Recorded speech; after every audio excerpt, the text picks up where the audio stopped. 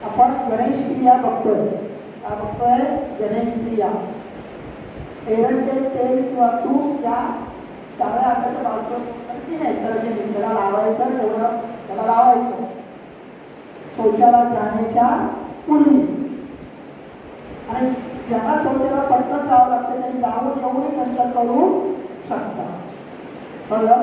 तर तिथे लावायचं एवढा बोटाला तूप किंवा एरंडेल तेल. आणि ते बोट आपला बुधाशयाचा जो भाग आहे, मूलाधार चक्राचा बुधाशयाचा भाग आहे, त्याला हे तूप किंवा ते तेल आहे ते काय करायचं, अल्टरनेट असं 3-4 वेळा